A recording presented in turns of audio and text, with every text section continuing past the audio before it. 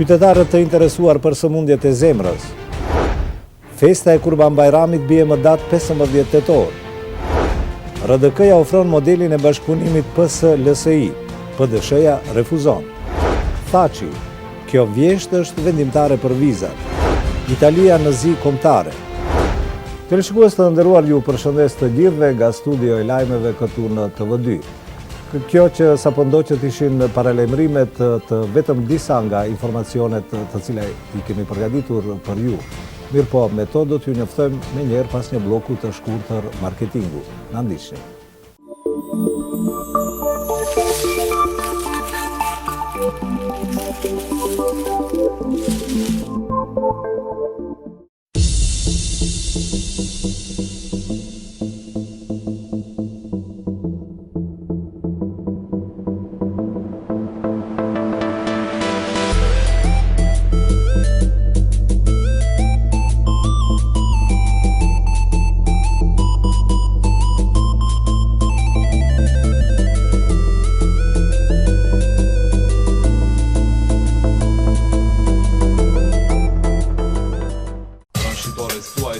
Ku keni blerë tërë kohën pemë dhe perimet të freskëta dhe gjithmonë keni mbetur të kënaqur. Filloi me punë, diskonti Drezza.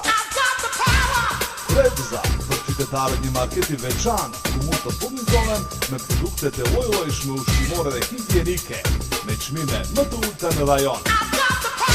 Asortimenti i produkteve, shërbimi jashtëzakonshëm, lehtë dhe mos u mërzit për ngarkimi. Këtu është personeli gjithmonë i përgatitur të ndihmojë deri tek vetura juaj. Mos harroni këtë derisa jeni të gjallë. Diskonti Drezza, tregtimin tuaj e bën kënaqësi, asnjëherë lodhje. Telefoni për informata 070 55 64 64. Lokacioni Ndrit, Franshitores Drezza, përballë mullit të vjetër, tani edhe më e madhe dhe më e lezetshme. Diskonti Drezza. Provoni.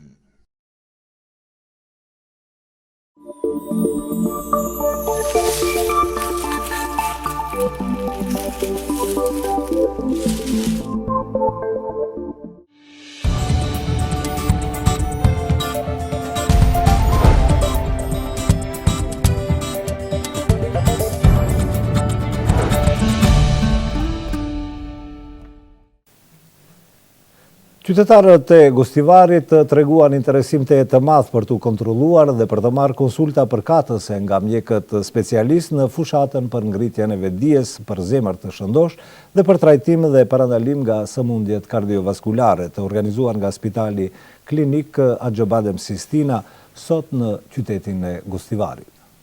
Dëgjoje ritmin e zemrës është titulluar fushata për ngritjen e vetdijes për zemër të shëndosh dhe për trajtim dhe parandalim nga sëmundjet kardiovaskulare, të organizuar nga Spitali Klinik Axhobadem Sistina, që të premten u realizua edhe në qytetin e Gostivarit. Gostivarasit patën rastin që nga afër të këshillohen pa pagesë për zemrën e shëndosh dhe njëherët edhe të kontrollohen në spitalin mobil të pajisur posaçërisht për këtë fushat. Karvani me ekip mjekësor është duke vizituar 13 qytete në Maqedoni. Në lokacione të caktuara, qytetarët mund të këshillohen pa pagesë për zemrën e shëndosh dhe gjithë kjo ndërmerret në kuadër të ditës ndërkombëtare të zemrës që ne si spital e shpallëm për një javë me radhë. Qëllimi i fushatës është vlerësimi i gjendjes shëndetësore me përcaktimin e shkallës së rrezikut kardiovaskular tek popullata e përgjithshme përmes matjes së peshës dhe gjatësisë, matjes së nivelit të holesterolit në gjak, EKG dhe kontrollime të tjera me rekomandim të mjekut specialist. Qytetarët edukohen edhe për mënyrë të shëndetshme të jetës dhe kujdes për shëndetin e tyre me ulje të faktorëve të rrezikut të cilët janë shkaktarët e drejt për drejt të sëmundjeve kardiovaskulare. Ndërkaq për këtë janë përgatitur broshura dhe videomateriale, deklaroi Dimitar Dushevski, kardiolog internist. Qytetarët e Gostivarit treguan të jenë interesim për të kontrolluar dhe për të marrë konsulata përkatëse nga njerëzit kompetent. Siç mund të shihet, numri i madh i qytetarëve presin me radhë për të kryer kontrolle dhe për të informuar rreth rrezikut kardiovaskular tek popullata e përgjithshme. Kjo flet se kampanja jon ka ngjallur interesim të madh tek popullata dhe kjo na shtyn të mendojmë që për çdo vit të realizojmë kampanjën e kësaj natyre, tha Dushevski. Dhe kjo na shtyn të mendojmë që për çdo vit të realizohet kampanja e kësaj natyre, tha Dushevski. Fushata mbështetet nga Ministria e Shëndetësisë dhe në të është kiqur i tërë ekipin nga qendra kardiovaskulare e Spitalit Acıbadem Sistina.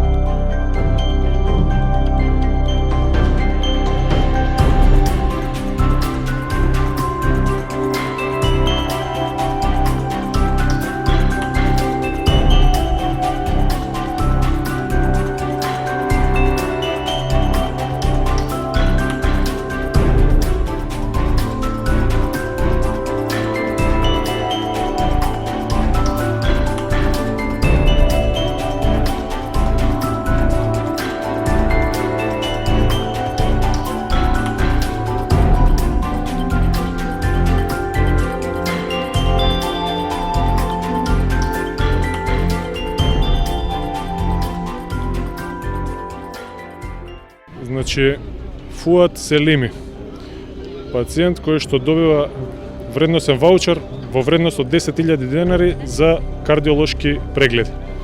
Ова е во склоп на нашата акција, која што ја обувуваме низ територијата на цела Македонија, опфаќа 13 градови, денеска сме во вашиот град Гостивар. Имаме добра посетеност, така да продолжуваме понатаму со прегледите, превенција на кардиоваскуларни заболувања.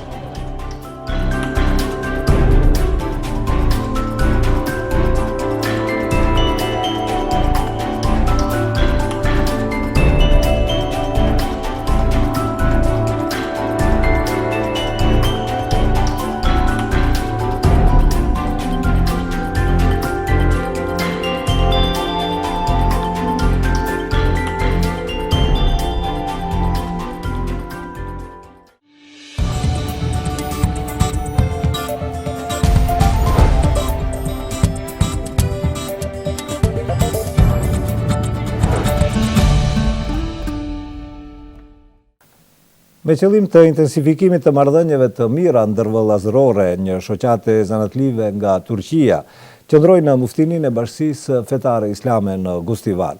Bashkë do të mbajnë një program fetar të shtunën pas namazit të drekës si shenjë e fillimit të bashkëpunimit konkret në të gjitha sferat.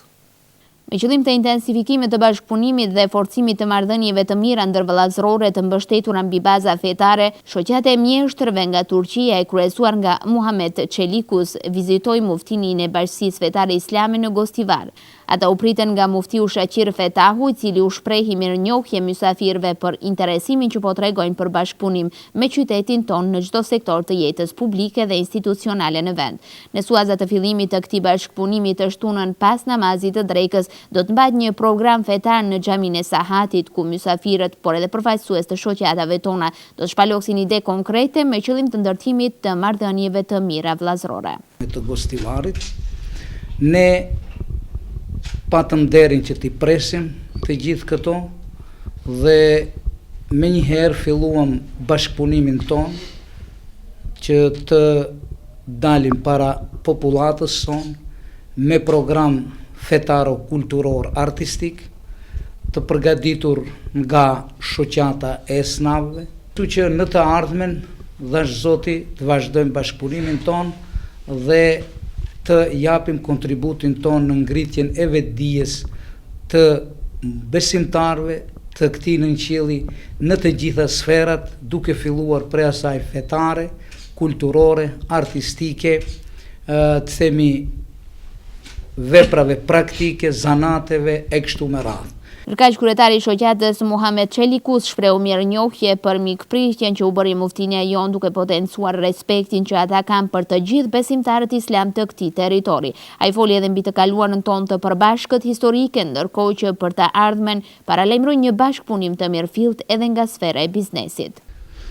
Öncelikle kıymetli müftümüzün Gostivar halkını ahilik do të thot vëllezëri, prodhim dhe dashurim mes njerëzve. Dhe është qëllimi i aktiviteteve tona që do ta bëjmë ditën e shtunë në Gostivar është kjo. Paraardhësit tonë në Ballkan kanë pru dashurinë, fenë islame fillimisht, edhe që të pasurohen njerëzit me anë të marrëdhënieve ndërnjerëzore. Gjithë atë që ka nevojë sot bota është që kjo vëllezëria, dashuria mes njerëzve dhe fitim në mënyrë halal dhe halali të ndahet në mënyrë të drejtë mes njerëzve. Këtë program që do ta bëjmë ditën e shtunë do të jetë vetëm një hyrje në atë aktivitetet tona që do t'i bëjmë në të ardhmen. Të ardhmen thot bashkërisht me biznesmenët e Turqisë do të vim në vizitë tuaj dhe do të shohim se si mund të ky vend të përparojë edhe më tepër dhe të fillojmë atë bashkëpunimin mes Turqisë dhe Gostivarit. Qëllimi është më tepër.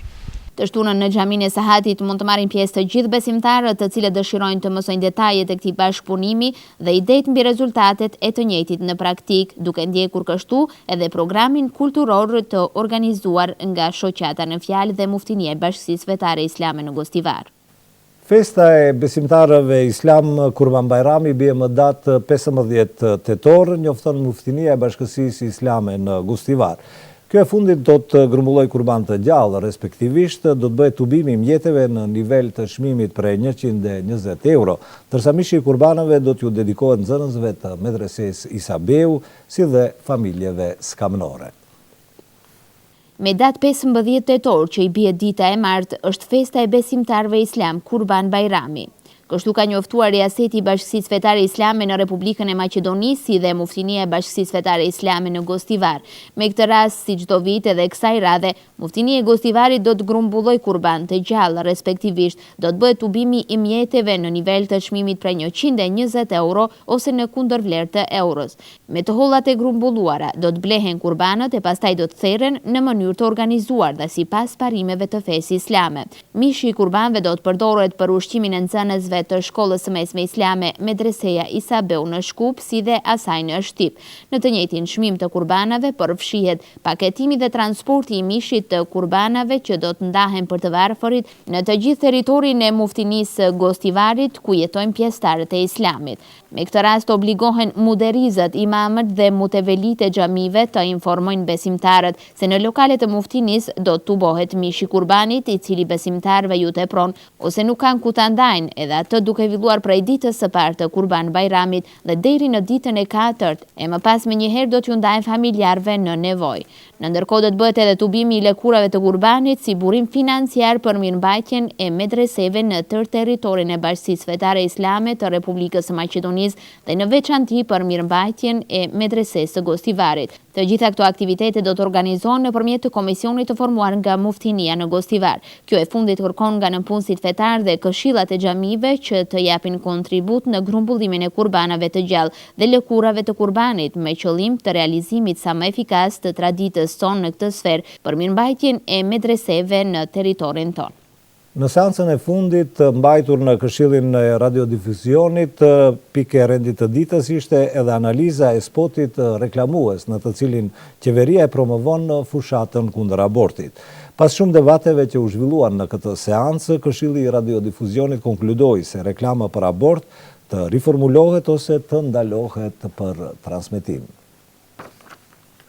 Këshilli për Radiodifuzione ka kufizuar qeverinë e Republikës së Maqedonisë për transmetimin e reklamës për abortin. Në seancën e fundit të mbajtur në Këshillin e Radiodifuzionit, pikë e rendit të ditës ishte dhe analiza e spotit reklamues në të cilën qeveria e promovon fushatën e abortit. Pas shumë debateve që u zhvilluan në këtë seancë, Këshilli i Radiodifuzionit konkludoi që reklama për abort të riformulohet ose të kufizohet transmetimi i së njëjtës në orar të caktuar. Zëvendës kryetari i Këshillit për Radiodifuzion, Milajn Fetaj, kërkoi të ndalohet transmetimi i së njëjtës derisa të realizohet një variant i ri i cili do të flasë mbi idenë themelore të kësaj nisme dhe që nuk do të jetë në kundërshtim me ligjin. Unë do t'insistoja që porosici i reklamës ta heqë të njëjtën, respektivisht, kështu si është konceptuar në këtë moment të ndalohet të transmetohet. Ideja të ngelet e njëjtë, por të riformulohet në kuptimin e idesë e cila dëshiron që të realizohet, por jo në atë mënyrë shokuese që është në kundërshtim me ligjin, për shkak se vrasja është vepër penale, u shpreh zëvendës kryetari i KRD-s Milajn Fetaj, duke shtuar se në këtë reklam janë bërë dy shkelje të ligjit për veprimtari radiodifuzive. Pas debateve të shumta, Këshilli solli përfundimin që spoti reklamues të shënohet si kategoria e 5 dhe të transmetohet në periudhë prej 12 deri në orën 5, për të transmetuar në periudhë tjetër kohore gjatë ditës dhe natës. Reklama nuk duhet që ndalimin e abortit në institucione shëndetësore ta identifikojë me vrasje. Kryeministri i Maqedonisë Nikola Gruevski në takimin e sonte me qytetarët në Gostivar është lavdëruar se qeverisja e tij e ka ulur papunësinë në Maqedonisë në 28.8%. Përgatisim edhe ligj të ri për administratën me qëllim që të krijojnë mundësi që më të mirët të bëhen pjesë administratës, tha Gruevski.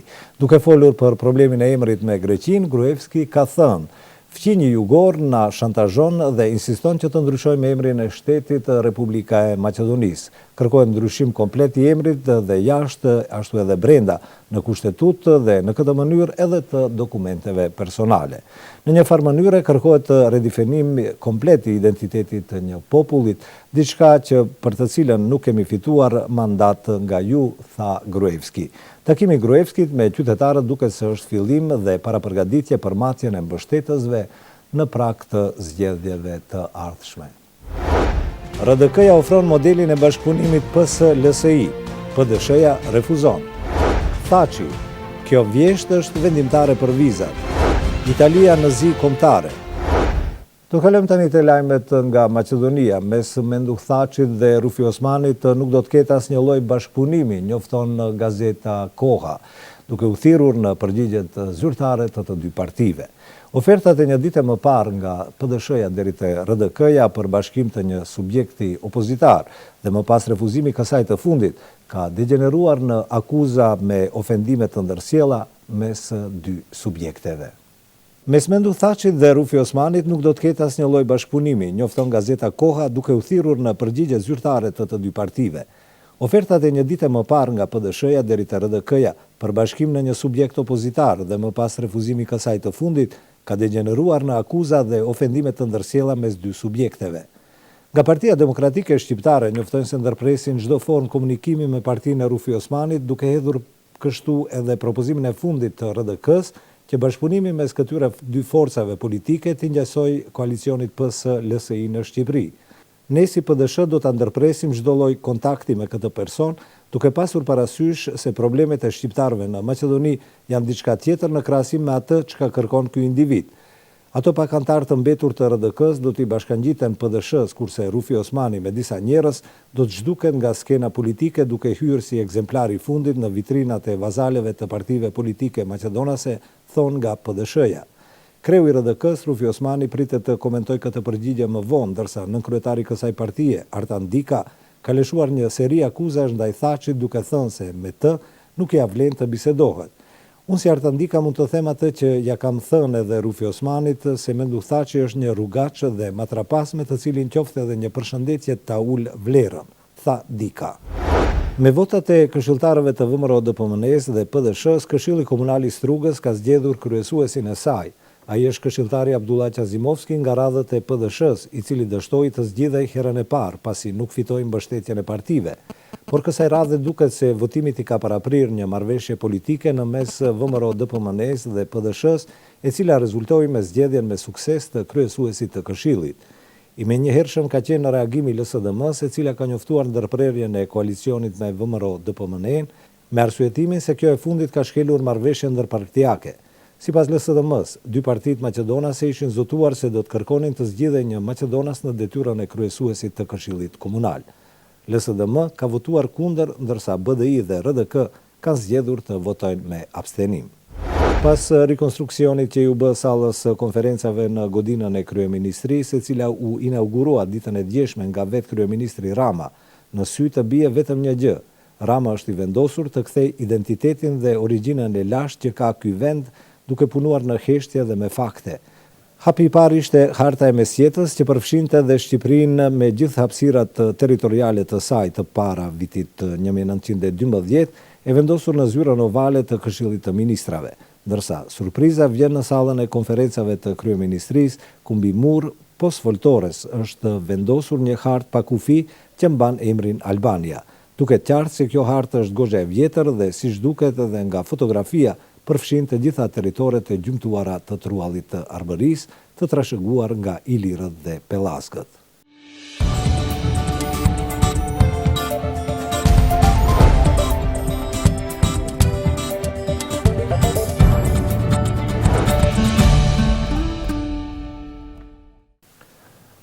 Kryeministri i Kosovës Hashim Thaçi tha sot në takimin e përbashkët të Komitetit Drejtues për liberalizimin e vizave se antarët e këtij komiteti nuk duhet të merren me fushatën elektorale, por me përmbushjen e obligimeve që dalin nga procesi i liberalizimit të vizave dhe procesi i negociimit të marrëveshjes së stabilizimit asociimit me Bashkimin Evropian.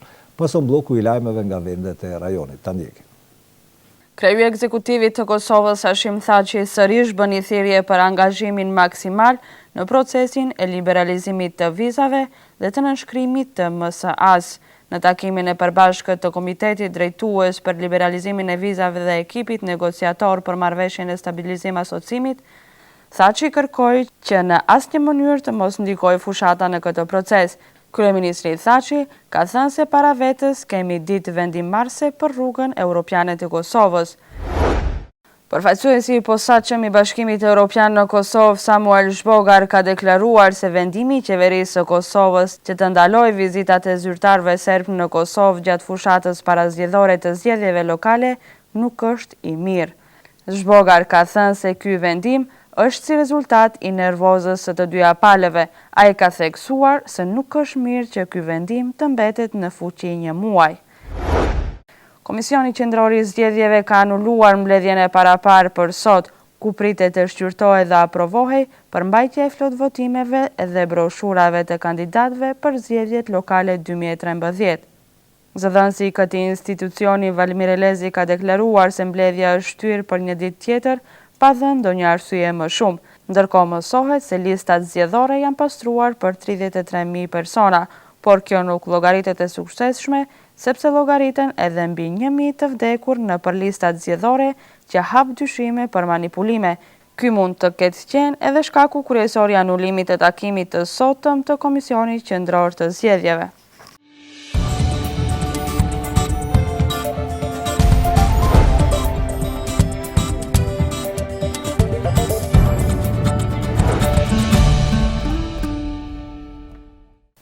Italia është duke mbatur një ditë zije kombëtare pasi një anije të imbushur me mbi 500 emigrant afrikan mori flak dhe u fundos në afërsitë të ishullit Lampedusës. Shumica e klandestinave ishin shtetas nga dy vende të varfëra afrikane, Eritrea dhe Somalia. Bloku në vazhdim na njofton me të rejat nga arena ndërkombëtare.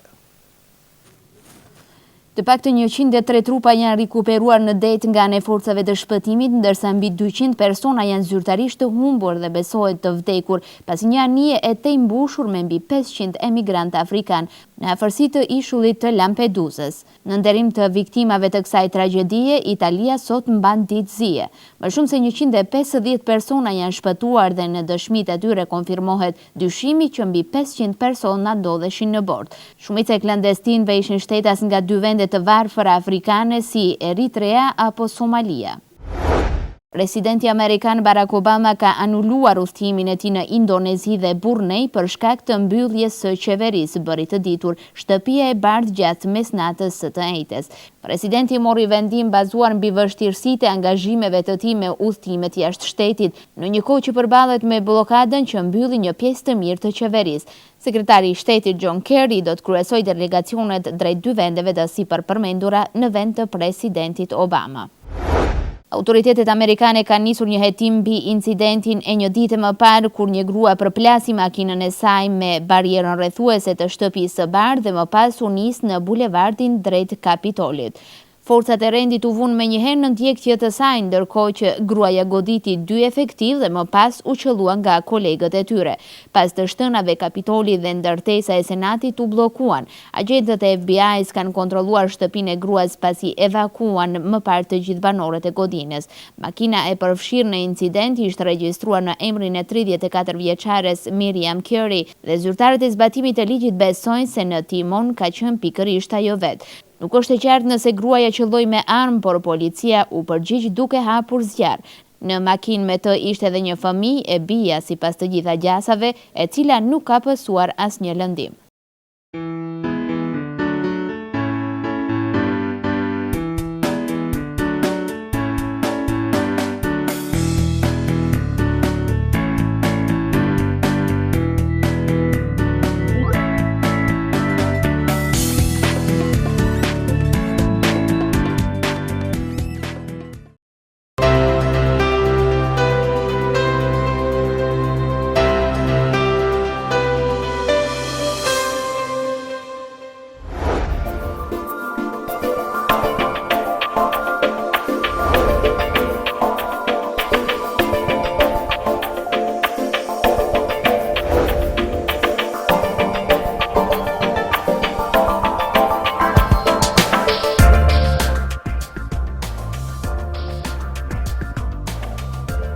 Nesër në Maqedoni do të mbaj mot me diell dhe i thatë, ndërsa gjatë natës i ftohtë. Temperatura e mëngjesit do të lëviz prej 4 deri në 10, ndërsa e ditës prej 13 deri në 19 gradë. Moti i ngjashëm do të mbajë edhe në Gusivar dhe rrethin, ndërsa temperaturat do të lëvizin deri në 15 gradë Celsius.